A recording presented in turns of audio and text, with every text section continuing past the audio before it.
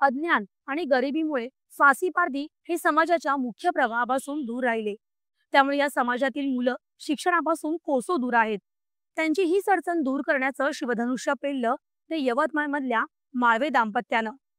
त्यांनी वाघाडी गावाजवळ आम्ही साऱ्या सावित्रीच्या लेखी शैक्षणिक आश्रयालय सुरू केलं आणि यातूनच फासे पारधी समाजातल्या 53 मुलींच्या आयुष्याला कलाटणी मिळाली। लोकसहभागातून चालणाऱ्या या आश्रमातल्या मुली आता शिक्षणाचे धडे गिरवत आहेत।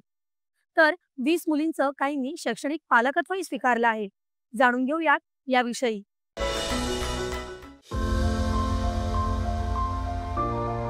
फासे पारधी समाज हा तसा दुर्लक्षित समाज। अज्ञान आणि गरिबीमुळे त्यांची मुलं शिक्षण घेऊ शकत नव्हती आणि वेठबिगारी करत आपलं आयुष्य घालवत होती।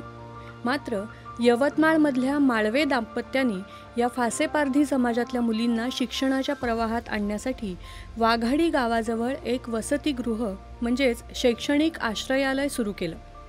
मला विश्वास आहे की या मुली समोर जाऊन काहीतरी नवीन प्रगती करेल, ह्या समाजात बदल होईल आणि मला आनंद होईल का हा पारधी समाज कुठेतरी एका इंचेने सुधारला किंवा त्यांच्यामध्ये बदल झाला, ह्या गोष्टीचा अभिमान खुशी वाटेल। 4-5 मुलींपासून सुरू झालेलं हे वसतिगृह आता 53 मुलींचा सांभाळ करतंय। या मुली शहरातल्या विविध शाळांमध्ये 1ली ते 11वी पर्यंतचं शिक्षण घेत आहेत। त्यांच्यात आता शिक्षणासाठीची प्रचंड इच्छाशक्ती निर्माण झाली।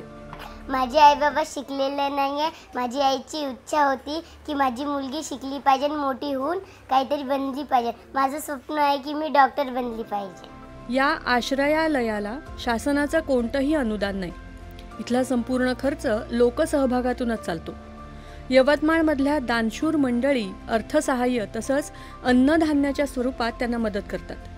काही सेवानिवृत्त शिक्षक शिक्षिका इथे येऊन या मुलींना मार्गदर्शन करतात। या संस्थेचा सर्व कागदपत्र दस्तऐवज लिहून देण्याचा मी प्रयत्न करतो, कारण मी गेली 30 वर्ष मुख्याध्यापक म्हणून कार्य करलं। मला ते करता येते। आपल्याशी ठावे जे जे अनेकांना द्यावे या उक्तीप्रमाणे मी माझं काम चालू करतो।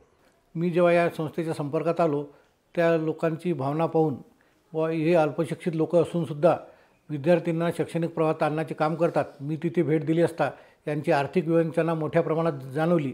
मी ग्रामीण भागाशी आणि इतर लोकांशी जोडलेलं असल्यामुळे इतर लोकांकडून यांना आर्थिक मदत कशी होईल या दृष्टीने प्रयत्न करतो।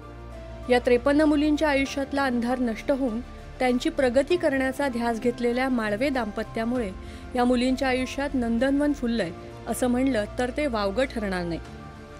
दूरदर्शन बातम्यांसाठी आनंद कसंबे, यवतमाळ।